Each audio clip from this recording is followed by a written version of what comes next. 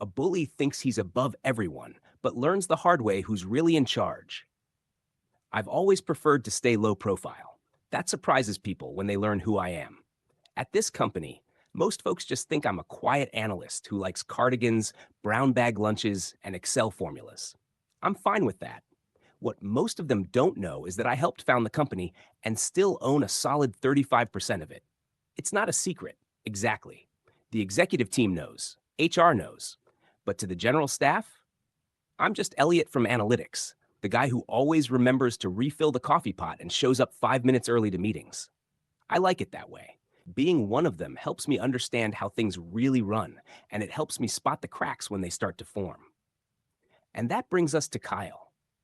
You ever meet someone and immediately feel their energy in the worst way? That was Kyle.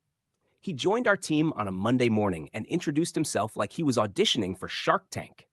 Designer watch, loud voice, strong handshake designed to crush fingers. He screamed alpha male. Young, sharp, confident, and dangerously unaware of the room. The guy was technically skilled, no doubt, but socially, he had all the subtlety of a chainsaw in a library. Within hours, I could tell what kind of person Kyle was. He liked dominance, control. He scanned the room for who he could impress and who he could belittle. And that's when he found me.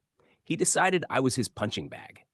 It started with small digs. Hey, Elliot, need me to help you sort that spreadsheet? Or do you still use pen and paper? Or, love the cardigan, man. My grandpa used to wear one just like that. The worst part? He always said it with a smirk and followed up with, I'm just messing around. You're cool, Elliot. Don't take it personally. Classic bully camouflage, cruelty wrapped in comedy. But I didn't react. Not once. That drove him nuts. I could see it in his eyes. He needed my discomfort to validate his ego. When I didn't give him the reaction he wanted, he just tried harder. I've been in this game too long to let someone like him rattle me. I stayed patient, watched, waited. But I wasn't just watching for me. I was watching how he treated others.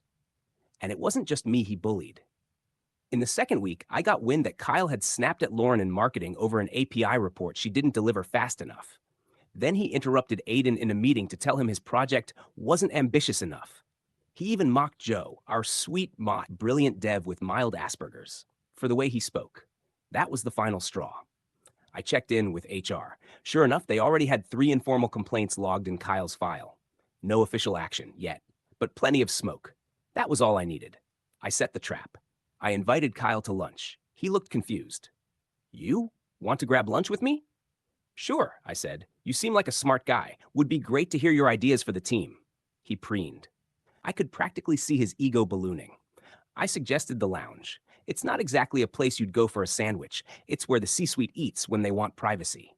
He raised an eyebrow. You know people there? You could say that, I smiled. Once we arrived, the maitre d' greeted me by name and led us to my usual booth. Kyle's face twitched, just a little. You come here often? Just when something important needs to be discussed. That's when I dropped the hammer. After ordering, I pulled a manila folder from my bag. Inside, printed HR complaint emails, screenshots of Slack messages, and transcripts from witnesses. Kyle looked at it like it was radioactive. What's this? Documentation, I said calmly. About your behavior over the past 2 weeks. He chuckled nervously. Come on, Elliot, you're not taking all that seriously, are you? I looked him in the eye. Kyle, you've spent 2 weeks trying to dominate people you thought were beneath you. You've undermined team morale, insulted colleagues, and masked it all as banter. He stammered. I didn't mean any of it. That's the thing. I don't care if you meant it. The result is the same. Then I leaned forward. Let me reintroduce myself, Kyle. I'm Elliot. I helped build this company from scratch. I designed our analytics infrastructure, mentored half the leadership team, and still sit on the board.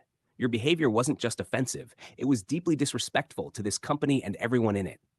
The blood drained from his face. I had no idea. Exactly, I said. And that's the problem. You think respect is earned upward, not outward. The next morning, he got a calendar invite. Performance view 10 a.m., boardroom A.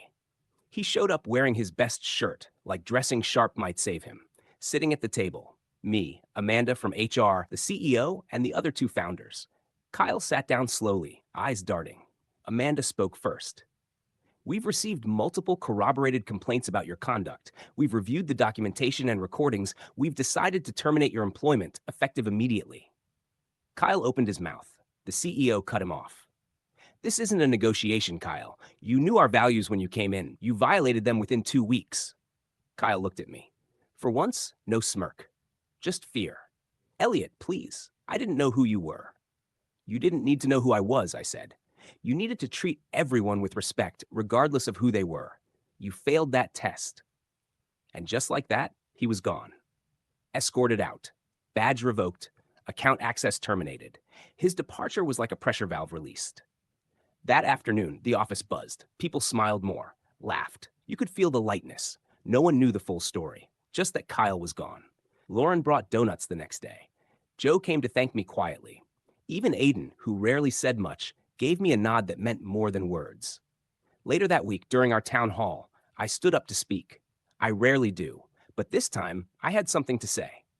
Some of you know me as just another analyst, but what I really am is a co-founder of this company.